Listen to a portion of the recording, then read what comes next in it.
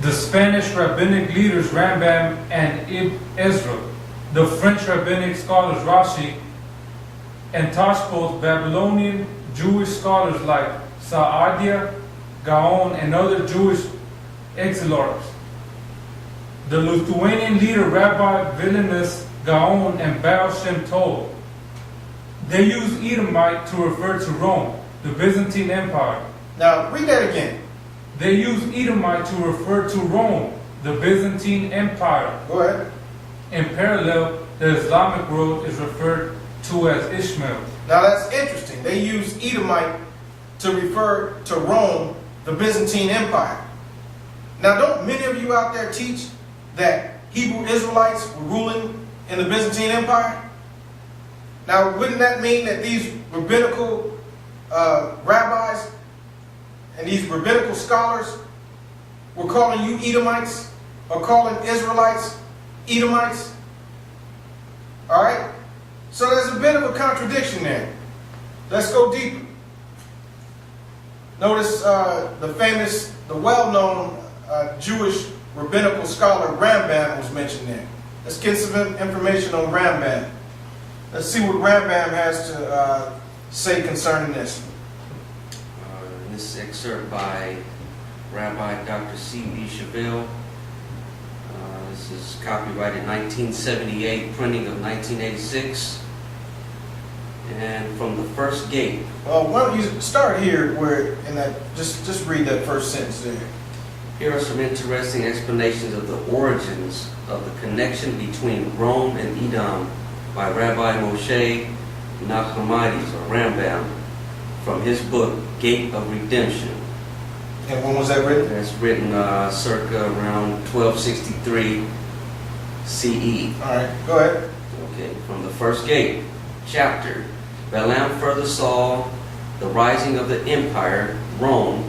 Thus it is said, quote, but ships will come from the coast of Kittim, end quote, Numbers 24:24. The latter are the Romans, according to the words of the Targum Onkelos.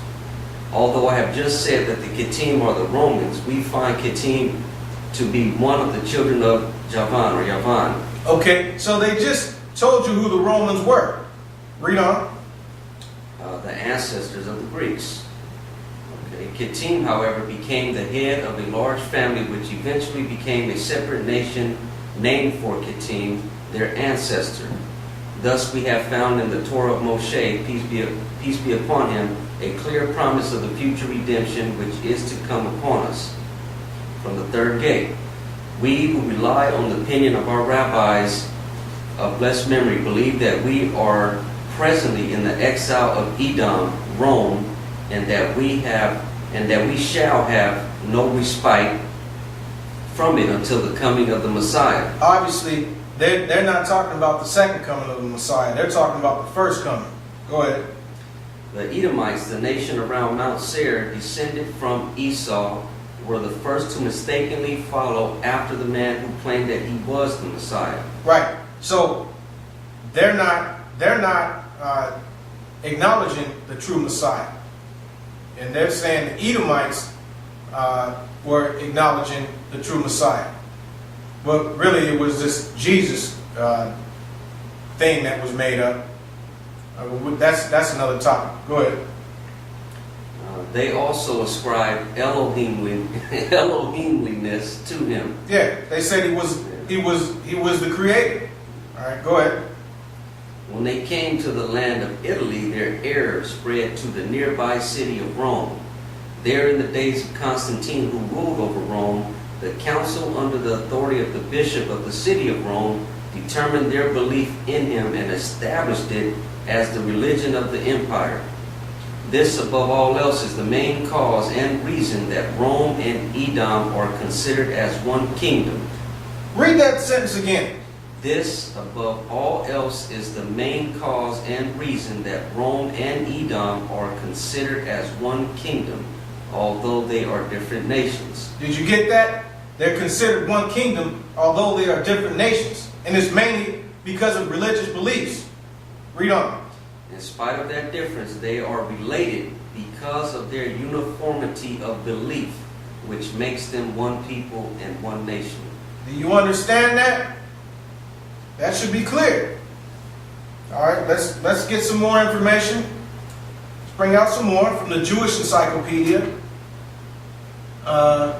under the name. Go ahead. Use of name. The name Edom is used by the Talmudists for the Roman Empire, and they apply to Rome every passage of the Bible referring to Edom or to Esau. Okay, so you can see right there, the Talmudists, they just said we're going to apply every passage to the Bible referring to Edom to Rome, referring to Edom or Esau to Rome or the Roman Empire. Forget line upon line. That's how the Talmudists do what they do. Read on. In Leviticus, Rome, under the name of Edom, is compared to a boar, and the symbolic name Seir was used by the poets of the Middle Ages not only for Rome, but also for Christianity. And on this... Read that again. It says, in Leviticus, Rome, under the name of Edom, is compared to a boar, and the symbolic name Seir was used by the poets of the Middle Ages not only for Rome, but also for Christianity. It's used for Christianity. Go ahead. On this account, the word Edom was often expunged by the censor and another name substituted. In place of Edom, the word Hazir was occasionally used, perhaps as a mere term of reproach. In Midrash Tanhuma Bereshit, Hadrian is called the king of Edom. So you can see, according to the rabbinical scholars, and they admit in their own writings, how they simply substitute certain words because of how they feel about a certain nation or a certain religious belief. Okay? And you also have to think about the book of Revelation. How Babylon is referred to in Revelation, but we know it's not speaking of the nation or people of Babylon. And so this it's done after that manner. You know, but the rabbinical writers, they just went overboard with it. So there you have it. There's nothing linking Edom to Rome or the Edomites to Romans in this book, this Jewish history, this picture history of Jewish civilization. Not only did many of these Hebrew Israelites out there misquote from this book, they didn't know what they were really reading. So they simply read something and said, ooh, Edom-Rome, and said, that's it. This is the missing link.